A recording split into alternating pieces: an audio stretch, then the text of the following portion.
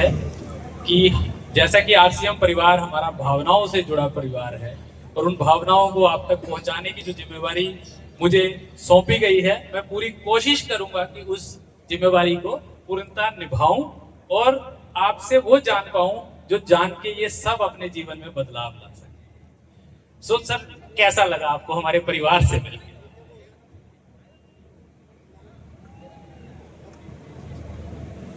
जय आरसीएम।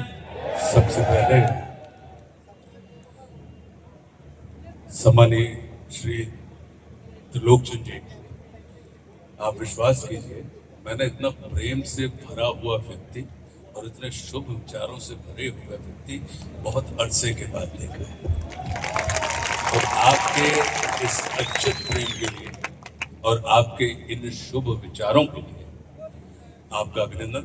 देखिए, अगर हम देखें तो हम 10 लोगों के परिवार को इकट्ठा नहीं कर पाते, लेकिन कमाल की बात है कि भीलवाड़ा जैसे शहर में रहते हुए आज आप 20 लाख परिवारों को मुखिया के तौर पर यहां पर स्थापित हैं।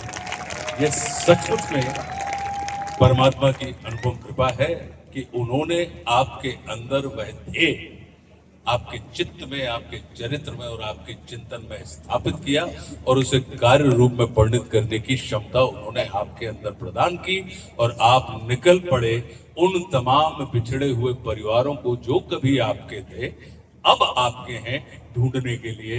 और आज आप देखिए कि पूरे के पूरे देश में आपने 20 लाख परिवार जो यहाँ पर इकट्ठे हैं, जो कि आरसीएम के अंतर्गत आते हैं। आपका ये है तो राइट कॉन्सेप्ट ऑफ मार्केटिंग, लेकिन मार्केटिंग की जगह मैं इसको राइट कंट्रोल ऑफ माइंड की जो आपके अंदर बात आई है कि मतलब जिसको ये कहा जाता है। और आपने जो बातें करी, आप विश्वास कीजिए, मेरा भी अपना यही मानना है कि लक्ष्मी के 3 प्रकार होते हैं। नीति से जो आती है वो लक्ष्मी कहलाती है। एक और मार्ग है, अनीति से भी लक्ष्मी आती है। आती है नहीं आती? लेकिन जो अनीति से लक्ष्मी आती हैं वो अलक्ष्मी या कुलक्ष्मी कहलाती है। लेकिन एक तीसरा मार्ग और है कि जो नीति और प्रीति से जो लक्ष्मी आती है वो महालक्ष्मी कहलाती है। तो आप इस तीसरे मार्ग पर चलने वाले यात्री हैं जो लक्ष्मी या अलक्ष्मी के उपासक नहीं हैं, आप महालक्ष्मी के उपासक हैं। और मेरा अपना ये मानना है कि लक्ष्मी और अलक्ष्मी इनका स्वभाव चंचल होता है, ये हाथ बदलती रहती हैं, कभी इस हाथ में आती हैं कभी उस हाथ में चली जाती हैं। हमें लगता है कि हम बदल रहे हैं, मगर माफ कीजिएगा, इनका स्वभाव इतना चंचल है कि ये बदलती हैं और हमको ये महसूस होता है कि शायद हमने हाथ बदला है, लेकिन नहीं। लेकिन जो महालक्ष्मी होती हैं उनका स्वभाव अचला होता है। वो जिस जगह एक स्थान पर बैठ जाती हैं फिर वो वहां से हिलती नहीं है। इसका कारण क्या है? क्योंकि महालक्ष्मी जी की शर्त होती है कि जो मेरी बहन सरस्वती से प्रेम करेगा, उसका आदर करेगा, मैं सिर्फ उसी के घर पर अपना स्थायी डेरा डालूंगी। तो महालक्ष्मी के लिए सरस्वती, अब सरस्वती क्या करती हैं? सरस्वती वही करती हैं जो अभी त्रिलोकचंद जी बोल रहे थे कि प्रीति की जो बात है कि वो दूर खड़े हुए व्यक्तियों को पास लाने का काम करती है। शिक्षा करती क्या है? शिक्षा जो करती है वो ये करती है कि दूर खड़े हुए व्यक्ति को पास लेकर जो आ जाए। अगर ये अवस्था है तो उससे शिक्षा करिए, मानिए। और यदि पास खड़ा हुआ व्यक्ति आपसे दूर चला जाए तो आप माफ कीजिएगा, हो सकता है कि आपके पास डिग्रियां हों लेकिन आप शिक्षित नहीं, साक्षर व्यक्ति की श्रेणी में आएंगे। तो लिटरेसी, लिटरेट होना और एडुकेटेड होना दो अलग अलग चीजें हैं। और मुझे ये जान के बड़ा सुख मिला, आनंद मिला कि आपका पूरा का पूरा कॉन्सेप्ट जो है वो शिक्षा के ऊपर है कि आप दूर खड़े हुए व्यक्ति को पास लेके आना चाहते हैं, ना कि वो धन। धन कहते हैं ना सर इसको, लक्ष्मी को क्या कहते हैं? गणित थोड़ी तो आती होगी, तो धन का निशान, धन का मतलब क्या होता है? जब अपन गणित में लगाते हैं बोले कि साहब धन है मतलब प्लस, तो जो जोड़ने का काम करे वही संपत्ति धन कहलाती है, जो तोड़ने का काम करे वो संपत्ति धन की श्रेणी में नहीं आती है। इसलिए उसका जो साइन भी है जोड़ने का, वो अगर आप देखेंगे तो दोनों एक दूसरे को कहीं ना कहीं एक दूसरे को बीच में से मध्य में से लोगों को लगता है काट रहे होते हैं, लेकिन मेरा अपना ये मानना होता है वो सेपरेट नहीं कर रहे होते हैं, वो एक दूसरे के साथ अपना अस्तित्व शेयर कर रहे होते हैं, तब कहीं जाके वो धन की स्थितियां बनती हैं। तो मैं बहुत आनंदित हूं। दूसरी चीज, एक और चीज कहता हूं सर, आपका भाषण जब चल रहा था तो बहुत सारे विचार प्रतिविचार मेरे अंदर खड़े हो रहे थे। स्वार्थ इतना बुरा शब्द नहीं, वो बुरे आदमियों के हाथ में पड़ गया इसलिए वो बुरा हो गया।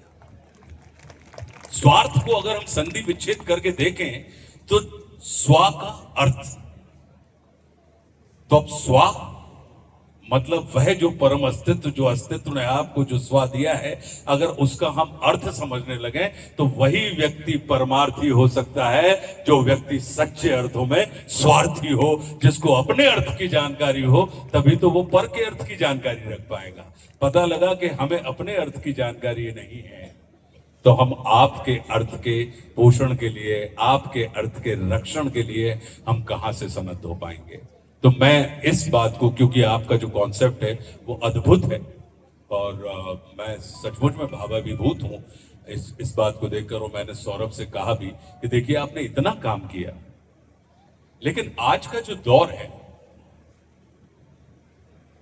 पहले क्या होता था कि पहले लोग करने वालों को पसंद करते थे, लेकिन इस चक्कर में क्या हुआ कि करने वालों ने कहना बंद कर दिया। अब एक दौर आया कि आज लोग कहने वालों को पसंद करते हैं, तो अब उसका काउंटर यदि आपको करना है तो जो करने वाले हैं उनको कहने की भी आदत डालनी पड़ेगी।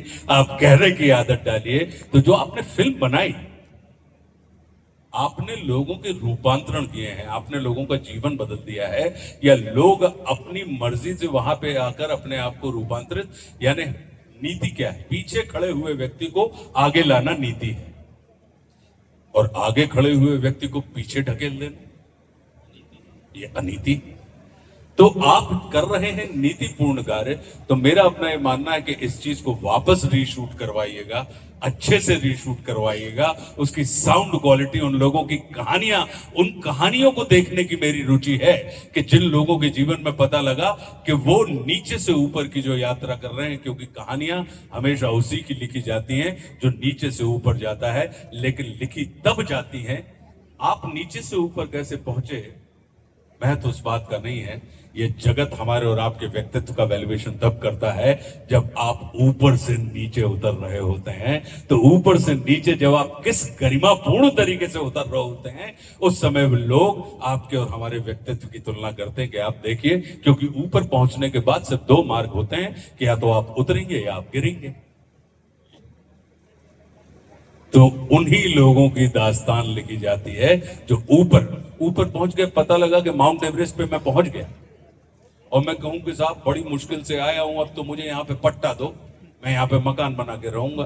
नहीं, चोटियां जो होती हैं वो झंडे गाड़ने के लिए होती हैं। आप अपना चिन्ह, अपना झंडा वहां पर गाड़िए और उसके पश्चात बहुत गरिमापूर्ण तरीके से आप उस पूरी ऊंचाई से निकल के नीचे धरती पर अपने लोगों के बीच में आइए। तो मेरा अपना ये मानना है कि इसको वापस सौरभ, इसको रीशूट करवाना, अच्छे से करवाना। मुझे, मेरे जैसे व्यक्तियों को उन लोगों की कहानी देखने में रुचि है कि कैसे कोई व्यक्ति शेष होते हुए अपने अंदर सुप्त अवस्था का जो विशेष तत्व है उसको किसी के संपर्क मात्र से जागृत करता है और फिर वो शेष से विशेष हो जाता है। और जब विशेष हो जाता है तो वो अपने संपर्क में आने वाले समस्त शेष लोगों को वापस विशेष बनाने का काम करता है। एक और बात आपके भाषण में साहब बहुत अच्छी लगी हमें। आपने कहा कि परमात्मा से हम प्रेम करें। बिल्कुल, कितनी अच्छी बात कही, और ये मुझे लगता है अनुभवजन्य सत्य बात होगी। मेरा, आप लोगों ने, बहुत से लोग होते हैं कि जो मछली पकड़ने का काम करते हैं, शौक के तौर पे, व्यवसाय के तौर की बात मैं नहीं कर रहा हूं, एक उदाहरण देने के लिए समझा रहा हूं। तो जब आप मछली पकड़ने किसी तालाब में, किसी नदी के किनारे जाते हैं, तो कांटे में आप क्या फंसाते हैं, जो आपको पसंद है या जो मछली को पसंद है?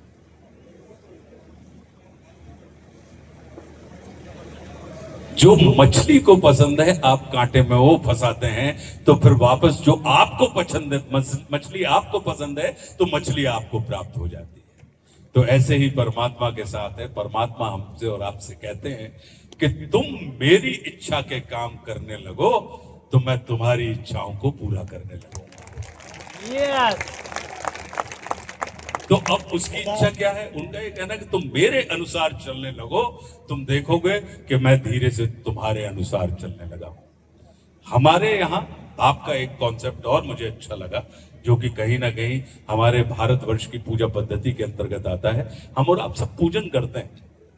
हमने परमात्मा की पूजा अभी की और हमको अभी परिणाम चाहिए होता है, लेकिन परमात्मा का ये वादा है उस परम सत्ता का कि तुमने अभी किया है ना, तो मैं तुम्हें कभी दूंगा। तो ये जो अभी और कभी का चक्कर है, मुझे लगता है कि आपकी जो 25 वर्षों की यात्रा रही है, ये निश्चित रूप से आपने तभी किया था और आपको अभी मिल रहा है, तो ये अद्भुत आनंद और उत्साहित करने वाला विषय है। तो बहुत बहुत अभिनंदन। आपने एक्चुअली जो लीला पुरुषोत्तम भगवान श्री कृष्ण ने हमको और आपको जो वसुदेव कुटुंब का मंत्र दिया कि अयम निजम परोवेति गणना लघुचेत साम उदार चरिता नाम तू वसुदेव कुटुंबकम, तो मतलब उन्होंने सिर्फ हमको और आपको, मनुष्य क्यों श्रेष्ठ है? क्या बाकी योनियां परमात्मा ने जो बनाई है, पशुओं की हो, पक्षियों की हो, पेड़ों की हो, पहाड़ों की हो, लेकिन मनुष्य को श्रेष्ठतम योनि कहा गया और हमसे यह कहा गया कि भाई देवता लोग भी मनुष्य के रूप में जन्म लेने के लिए तरसते हैं। इसका कारण क्या है? आप सारी की सारी प्रजातियों को देख लीजिए, ये सिर्फ अपनी प्रजाति के हित के लिए या अपनी प्रजाति से ही जुड़कर रहते हैं। मनुष्य एकमात्र परमात्मा की ऐसी रचना है कि वो चाहे चर हो, अचर हो, जड़ हो, चेतन हो, पशु हो, पक्षी हो, पहाड़ हो, पौधे हो, इन सब से जुड़कर रहता है। और वो चाहे तो इनका पोषण भी कर सकता है, इनका रक्षण भी कर सकता है, और चाहे तो इनका शोषण भी कर सकता है, क्योंकि मनुष्य के अंदर वो सारी की सारी क्षमता होती है। तो मुझे लगता है कि आपका ये जो ह्यूमन वाला कॉन्सेप्ट है, कि आपने जो कहा कि भारतवर्ष मात्र भूखंड नहीं है, जी, भारतवर्ष एक भावखंड है, और किसी भी राष्ट्र के व्यक्तित्व का आकलन उस राष्ट्र की जमीन के माध्यम से नहीं नापा जाता, उस राष्ट्र में रहने वाले नागरिकों के जमीर के माध्यम से नापा जाता है। उस राष्ट्र को रुतबा ये संपूर्ण विश्व भूखंड के आयतन में नहीं देता, वो उस राष्ट्र में रह रहे नागरिकों के भावखंड के आयतन से उसको आंकता है। तो ये भारत के पास, क्योंकि भारत की भाषा कभी भी इंकार की भाषा नहीं है, भारत हमेशा से स्वीकार के भाव से भरा रहा। इस वजह से उसने अपने जीवन में जो कुछ भी आया उसको पूरी अस्मिता के साथ स्वीकारा। स्वीकारने का मतलब ही होता है, आपको अगर किसी से मित्रता करनी हो तो कैसे कर सकते हैं? आपको अपनाना पड़ेगा, मतलब एक्सेप्ट, एप्रिशिएट एंड एक्नॉलेज। अब आप कहें कि एक्सेप्ट तो कर लिया, लेकिन हम एप्रिशिएट, अभी आरसीएम क्या कर रहा है? त्रिलोक चंद्र जी कहीं ना कहीं एक्नॉलेज भी कर रहे हैं आरसीएम के पुरुषार्थ को, एक्सेप्ट भी कर रहे हैं, और इस आयोजन के माध्यम से वो एप्रिशिएट भी कर रहे हैं। हम एप्रिशिएट करें और एक्सेप्ट और एक्नॉलेज ना करें तो हमको आनंद नहीं मिलेगा। हम एक्नॉलेज कर लें लेकिन एक्सेप्ट और एप्रिशिएट ना करें, आनंद नहीं मिलेगा। हम एक्सेप्ट कर लें किसी को लेकिन एक्नॉलेज और एप्रिशिएट ना करें तो हमें आनंद नहीं मिलेगा। तो आनंद की ये जो प्रक्रिया है, जो मुझे समझ में आया, आपके इतने बड़े परिवार जो पूरे राष्ट्र में आपने खड़ा किया है, तो उसके पीछे आपका मंतव्य, आपका ध्येय, क्योंकि इंसान की सफलता या इंसान का नाम उसे प्राप्त लक्ष्यों से नहीं होता, उस व्यक्ति के अंदर स्थित ध्येय से होता है। क्योंकि टारगेट ऑफ लाइफ और पर्पस ऑफ लाइफ ये दो चीजें अलग होती हैं। तो टारगेट ऑफ लाइफ तो संसार में ऑलमोस्ट हर आदमी पूरा कर लेता है, अचीव कर लेता है, लेकिन विरले ही होते हैं जो पर्पस ऑफ लाइफ तक पहुंच पाते हैं, और वो कहीं ना कहीं अपने ही नहीं, अपने से जुड़े समस्त लोगों के पर्पस को, उद्देश्य को पूरा करने के हेतु भी होते हैं और सेतु भी होते हैं। सर आपने तुमने तो सवाल क्या पूछा था यार? सवाल हमारा था आरसीएम परिवार में आपको कैसा लगा, और आपने जो जवाब दिए हैं सर, आपने मेरे अगले 2-3 सवालों को भी इसमें ऑलरेडी ले लिया है। तो उनको काट दो। तो आगे बढ़े सर। जी बिल्कुल। सर अभी सर जब आप वैल्यू सिस्टम की और जो सब बातचीत आप कर रहे हैं, बहुत ज्यादा ये इतनी अलाइंड है जो भी हम आरसीएम की वैल्यूज पे बात कर रहे हैं। इस पूरे संदर्भ में जब आप आरसीएम परिवार में आए हैं और आपने देखा, तो आपको कैसे लगता है कि जो हम आत्मनिर्भर भारत की तरफ तैयारी कर रहे हैं, जो हमारी इतनी बड़ी फोर्स, हमारे इतने लोग उस पर काम कर रहे हैं, उसमें हम कैसे कंट्रीब्यूट करें? इसमें सिर्फ मैं एक चीज जोड़ना चाहूंगा जी। इस जगत में कोई भी व्यक्ति सेल्फ मेड नहीं होता, ध्यान रखें। आत्मनिर्भर भारत के साथ साथ इसको परस्पर निर्भर भारत की अगर हम दिशा में बढ़ जाएं कि हम और आप एक दूसरे की परस्परता के माध्यम से, एक दूसरे की निर्भरता से, एक दूसरे के भार को उठाकर निर्भर करने की दिशा में हम बढ़ रहे हैं, वही आत्म परिष्कार का विषय होता है। तो मैं इसको बिल्कुल ऐसे ही देखता हूं। और इस चीज में मेरा अपना मानना हुआ है कि एक चीज होती है प्राइस। तो प्राइस किसकी होती है? हाँ, तो जो बिक सकता है उसको क्या कहा जाता है? वस्तु। तो कीमत जो होती है, प्राइस होती है, वो वस्तु की होती है, और व्यक्तियों के पास मूल्य होते हैं, वैल्यू होती है। तो अब ये चुनाव हमें करना है कि हम व्यक्ति से वस्तु की यात्रा करना चाहते हैं बाजार में खड़े होकर, या हम व्यक्ति रहते हुए बाजार को परिवार में कन्वर्ट करना चाहते हैं। क्योंकि हमारे यहाँ भारतवर्ष में व्यापार को क्या कहा जाता था पहले? हम तो, मैं गाड़रावाड़ा का रहने वाला हूँ, मध्य प्रदेश में एक बहुत छोटा सा गांव है। तो हमारे यहाँ पता लगा कि महीने में दुकानों के ऊपर पता लगा राशन आ रहा है, तो 1 तारीख से 5 तारीख के बीच में राशन वाले का हिसाब हो जाता है। तो अगर कभी कभार हम लोगों को कुछ सामान लेने जाना पड़ता था, तो हम उसी दुकान पे पहुंचते थे, और उस दुकान पे पहुंच के हम सामान लेते थे और हम अपने घर आ जाते थे।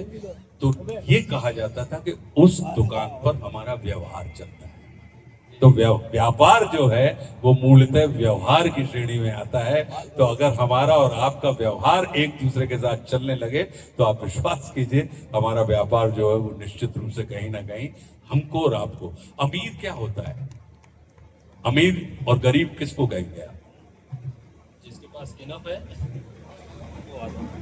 अगर आपकी आवश्यकताएं आपकी आमदनी से अधिक है तो आप करिए, चाहे फिर आप अरबों रुपए करिए। और यदि आपकी आवश्यकताएं आपकी आमदनी से कम है तो आप अमीर हैं, और फिर चाहे आप 1000 रुपए रोज कमाने वाली स्थिति। तो जो पूरी की पूरी आपकी बातचीत में मुझे समझ में आई थी, वो ये समझ में आई थी कि आप आवश्यकताओं की कमी के ऊपर, कि जो प्राथमिक आवश्यकताएं हैं, कि अब आपने स्वास्थ्य के ऊपर काम किया, आपने सेवा के ऊपर काम किया, आपने संस्कार के ऊपर काम किया। अब संस्कार किसको कहेंगे? मुझे 1 रोटी की भूख है और मेरे पास 1 रोटी है, वो मैंने खा ली, तो ये मेरी प्रकृति है। मुझे 1 रोटी की भूख है, मैंने 4 रोटी खा ली, ये मेरी विकृति का प्रमाण है। और मेरे पास 1 रोटी है और मैंने उसमें से अपनी आधी रोटी अपने साथ वाले को खिला दी, ये हमारी संस्कृति का प्रमाण है। तो ये जो परस्पर निर्भरता की बात होती है, तो मेरा मानना है कि अगर हम परस्पर निर्भरता के मार्ग पर चलते हैं तो फिर कहीं ना कहीं हमारी आत्मा का परिष्कार हो जाता है और उसको कालांतर में लोग आत्मनिर्भर कह देते हैं कि आप अपनी आत्मा के ऊपर निर्भर हैं। क्योंकि अगर देखा जाए तो यहाँ जितने लोग बैठे हैं, जैसा वह कुटुंब की बात कर रहे थे, परिवार की बात कर रहे थे, वो क्या था, तब तक जब तक मेरे अंदर आपकी पीड़ा मेरी पीड़ा नहीं बनेगी तो मुझे कभी आपके काम में नहीं आ सकता। तो ये कब बनेगी? जब हम आत्मिक रूप से एक दूसरे के साथ जुड़े होंगे, तब आपको होने वाला कष्ट मेरे भी कष्ट का कारण बनेगा और फिर मैं अपनी क्षमता से आपके कष्ट के निवारण के लिए प्रयास करने लगूंगा। और जब आपके कष्ट का निवारण हो जाएगा तो हम और आप दोनों इष्ट यानी परम आनंद की स्थिति में हो जाएंगे और एक दूसरे के प्रति सतत एक दूसरे के साथ जुड़े रहेंगे। तो मेरा ये मानना है कि ये जो कॉन्सेप्ट आपका है, अब चूंकि हमको और आपको पश्चिम का हमारे ऊपर बहुत प्रभाव है और पश्चिम ने हमेशा से धन की भाषा बोली है। हम 10 सफल लोगों की सूची अगर फॉरवर्ड करके कोई मैगजीन में अगर हम देखते हैं तो उसमें हम देखते हैं कि 10 सफल लोग कौन है, तो उनकी आमदनी लिखी होती है कि इनके पास इतने हजार करोड़ रुपए। तो हर बच्चे को, हम जैसे आप जैसे सब लोगों के अंदर ये मैसेज जाता है कि अगर अपने आप को सफल लोगों की श्रेणी में खड़ा करना हो तो धन कमा लेना, क्योंकि धन कमा लोगे तो तुम्हारा नाम मैगजीन में छप जाएगा। वो हमारे गुणों को नहीं छापते, वो हमारे उन चीजों को नहीं छापते। अगर वो किसी की संघर्ष यात्रा भी छापते हैं तो तब छापते हैं जब हम और आप आर्थिक रूप से उस पैमाने पर कहीं ना कहीं अपने आप को स्थापित कर पाने में सफल रहे। और हमारा भारत क्या है? हमारे भारत ने धन की नहीं, धर्म की भाषा बोली है। और धर्म बड़ा व्यापक होता है कि व्यापारी का अपना धर्म है, अभिनेता का अपना धर्म है, खिलाड़ी का अपना धर्म है, राज कर्मचारियों का अपना धर्म है। अपने धर्म यानी अपने हिस्से में आए हुए दायित्वों का निष्ठा पूर्वक पूरी ईमानदारी के साथ निर्वाह करने की जो प्रवृत्ति होती है, प्रकृति होती है, वह कहीं ना कहीं धर्म कहलाती है। उसमें कर्म कांड एक दूसरी चीज होती है कि अगर मुझे पता लगा कि भगवान शिव पसंद है तो मैं भोले बाबा के यहाँ बेलपत्री लेके चला गया, आपको कन्हैया जी पसंद है तो आप उनके यहाँ नारियल लेके चले गए, तो कहीं परमात्मा श्री राम किसी को पसंद है तो उनके दरबार में प्रसाद लेके चला गया। तो ये कर्म कांड की प्रक्रिया के हिस्से होते हैं, लेकिन ये सारे के सारे कर्म कांड कहीं ना कहीं हमें दायित्व बोध से भरने के लिए होते हैं कि अपने हिस्से में आने वाले संपूर्ण जगत को तुम अपने जैसा बना लो। तो ये बहुत अच्छी बात त्रिलोकी जी ने कही थी कि भाई नफरत के मार्ग पर, तो वो प्रेम के मार्ग पर चलने की बात कर रहे हैं। प्रेम, कितने शब्द हैं प्रेम में? पा, रा और मा, 3 शब्द हैं। और पा, रा, मा मिला के क्या होता है? परम। तो जो आपको परम तक पहुंचाने की क्षमता रखता हो, ऐसे भाव को हम और आप प्रेम कहते हैं।